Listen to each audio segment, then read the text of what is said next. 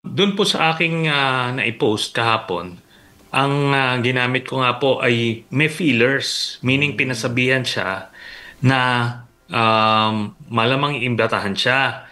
Kaso yun na nga, humihingi siya ng mga ilang kondisyon. Yan po ang nakalap kong impormasyon. Kaya nga doon sa message ko, ituloy lang natin yung pressure para sa panawagan na imbitahin siya ng ICI.